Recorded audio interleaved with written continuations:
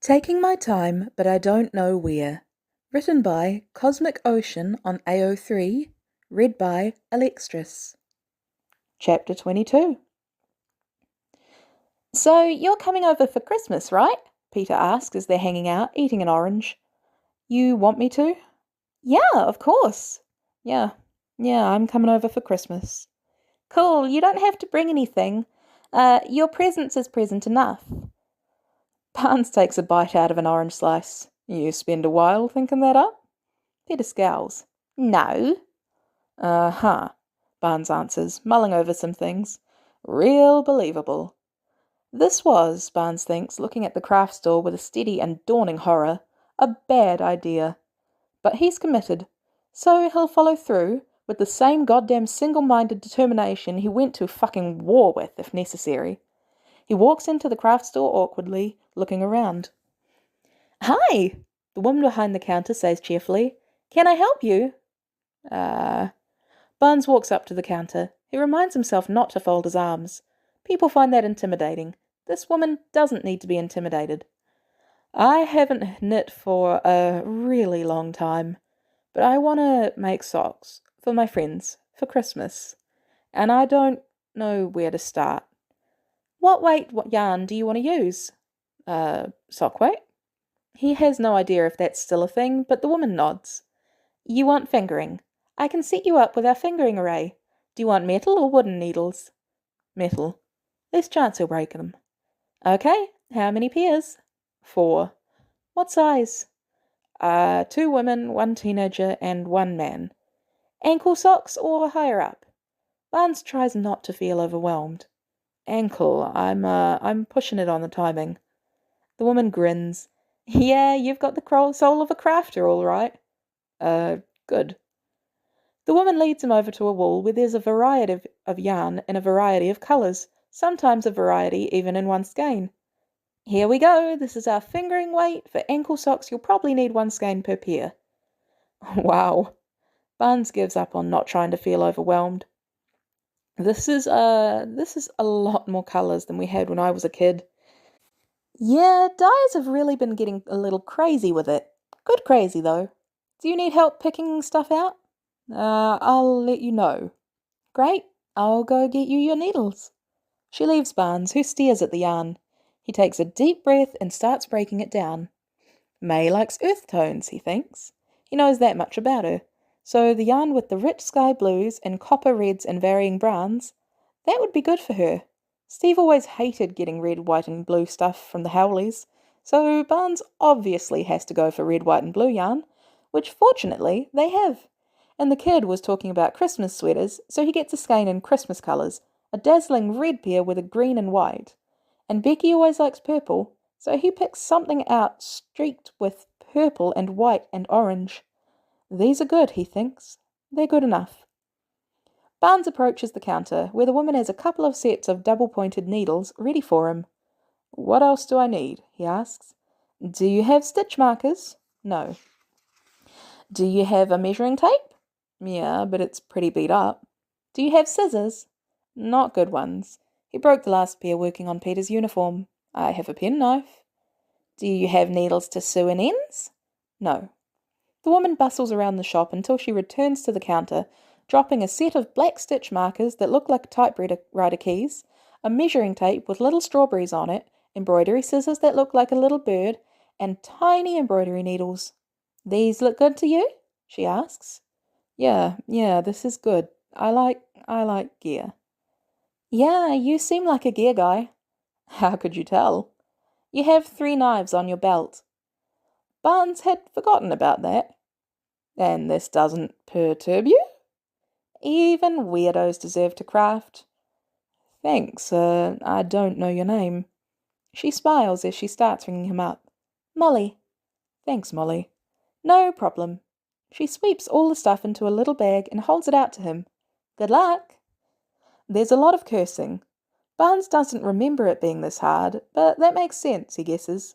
Ma put knitting needles in his hands as soon as he was old enough not to stab himself with them, but it's been a while. It gets easier as time goes on, though, and over the next few weeks, Barnes has 4 perfectly adequate, if slightly misshapen, pairs of socks. Barnes goes to a CVS to find a card. May and Peter and Becky don't need cards. He's going to talk to them, but he's not going to talk to Steve, so Steve needs a card. He finds it almost immediately, a card with a Captain America from the animated series, pointing at the reader and saying, "May your Christmas ring with freedom." It's absolutely terrible and makes him snort, so he buys it, along with simple brown wrapping paper. Barnes wraps the socks painstakingly. They still don't look great. He never was a rapper, really. On the inside of the card, in handwriting so messy only Steve could ever read it, he writes, "Thought these would look better than newspapers in your shoes, B." He puts it in the envelope, writes Steve on the envelope, and tapes it to the front of the package. Christmas morning, right around when Steve will go for his morning run, Barnes approaches the tower and gently puts the package in front of the front door, under the slight awning so there won't be snow on it. He retreats to a nearby cafe and he waits. Steve comes out in his jogging clothes and pauses at the sight of the package. He picks it up. Barnes watches his eyes widen as he recognizes the handwriting, watches him tear open the card with shaking fingers.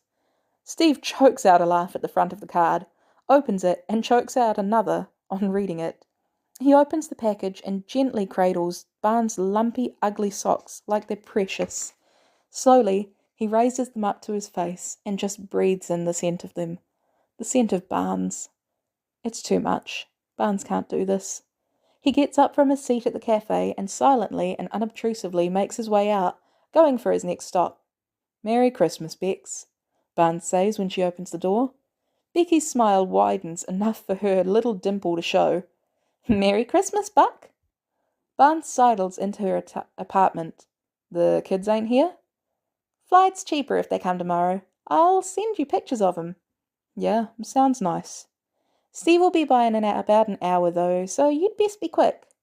"I just wanted to give you something." They sit on the couch and Barnes holds out the package. Smiling, she holds out her arm, her own, and with a chuckle, he takes it. Becky's socks turned out much nicer than his. They're not ankle socks either, but proper socks, cables running up and down them and everything. Done up in dark blue and gold and white. "Wow, Bex," Barnes whispers, turning them over in his hands. "You got real good at these." "Thanks, yours look like shit." Barnes snorts, looking up at her to see she's smiling fondly. "But I like 'em." Barnes takes off his shoes and wads up the old socks, sticking them in the pockets of his coat. "Thanks. I'll make you up a sweater for your birthday. Just gotta get the measurements. You're bulkier than you were before." Barnes puts the new socks on. "Yeah, I know." "You going to see May and Peter?" "After I'm done with you." "Good. Good for you. Spend it with somebody." "You want to come see us after Steve goes?" "Nah, it's my first Christmas without Cece, and it's going to be plenty loud over the next few days with everybody here, and to tell you the truth, I'm looking forward to being quiet, something fierce."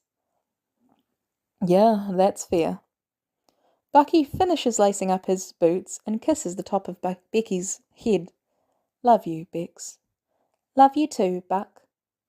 Barnes knocks on their door a little awkwardly. Peter opens the door in the absolute god-awful fuggliest Christmas sweater Barnes has ever seen. "Jesus Christ, kid," Barnes says, looking at the tinsel and baubles. "Sweater's like a fucking headache." "Merry Christmas to you too," Peter chirps. "Come in." Barnes sidles into the apartment, where May is wearing a holiday sweater that is, mercifully, a little calmer than Peter's. "Hey, Barnes," she says, looking up. "Merry Christmas. There's beer in the fridge." "Merry Christmas to you," Barnes answers, going for the fridge. "How was your Christmas morning?" Peter asks. "Fine. Went into Manhattan, saw Bex, got a pastry." Peter's brow furrows. "You're not full, are you?" "I'm really full." "Peter's making dinner," May tells him as Barnes passes her a beer. He is very excited. "I wanted to give May a night off." May laughs. "Peter, you make your dinner 3 nights a week." "Yeah, but it's the principle of the thing." "What are you making, kid?" "Fettuccine Alfredo with maple rusted Brussels sprouts and pumpkin pie for dessert." "Sounds swell." "I got the Alfredo recipe off of NYT. It's really good. Heavy too, so we should be full." You're not lactose intolerant, are you? May asks. Not since the serum. This is rich enough that it might reverse that. Hey, it's your toilet. Peter brightens. Oh, and you haven't seen It's a Wonderful Life. We're going to do that too. Jimmy Stewart, Frank Capra? Yeah, I like Jimmy Stewart. You ever see the Philadelphia Story? Nope. We'll have to do that one. You'll like it. Real screwball affair. It seems only fair that we start doing your movies, May agrees. We've done plenty of Peter's. Peter frowns. We haven't even done My Cousin Vinny yet. We'll get to it. We should just let Barnes pick some first. I think a lot of mine are lost to time, but, we'll figure it out. Peter makes a pretty good dinner, as it turns out, and while they're sitting at the table, Barnes awkwardly passes them the little packages. Oh, Barnes, I told you didn't have to get us anything. I didn't get you something, I made you something. It's totally different. May pulls the socks out. Oh, you made these? Barnes, they're lovely. He made my uniform too. Did you really? Barnes shrugs. Where'd you learn to do this? Grandma Barnes taught Bex and I to sew, he answers. Ma taught us to knit. Said it was an important part of fending for ourselves in the world. They're great, Barnes. Peter finishes putting his on, wiggling his toes a little. They go with my sweater. I noticed. Peter, the way he always does after a big meal, falls asleep on the couch. Barnes pretends It's a Wonderful Life doesn't make him teary. After the movie ends, Barnes and May sit on the couch in comfortable silence. After a moment, Barnes notices May staring at him. What? He asks. Come with me, she says, standing up. Barnes stands, careful not to jostle Peter too much, and follows her deeper into the apartment. She stops at a side room. Don't think I've ever been in here, Barnes says, peering around. It's got a Murphy bed with pale blue sheets, a nightstand, a dresser, a table in the corner. It's nice. Ben and I got this apartment when we got married. May leans her head against the doorway. We were going to have 2 kids, so we made sure to get an apartment with 3 bedrooms. Then Peter's parents died and we took Peter in, and we just kind of decided that Peter was enough. So we didn't do anything with the room. Peter and I have spent the last few weeks clearing it out and making it inhabitable. It's nice. I'm glad you think so. May folds her arms. It's yours. Merry Christmas. Barnes blinks, looking at her. What? It's yours. What do you mean it's mine? Barnes, you can't keep living in that hotel. We've got the space. May. Barnes is at a loss. May, I can't ask you to do this. You're not asking, I'm telling. May looks at him. Barnes, you brought my boy back to life. You're welcome in my home. Barnes swallows, looking back at the room. It's nice, real nice. Peter's okay with it? He manages. May snorts. Peter's very excited. I thought for sure he was going to spill the beans over the past couple weeks. I guess he didn't. Barnes turns and envelops May in his arms. She hugs him back tightly. Yeah, he mumbles. Yeah, I'd like that. Good. We'll move all your stuff in tomorrow. You got a lot to take in? Not really. Lots of guns. Yeah. Barnes hears the fond note in May's voice. I figured. No smoking in my apartment, though. Do that shit out on the curb, and if I ever see you pass one to Peter, you're out on your ass.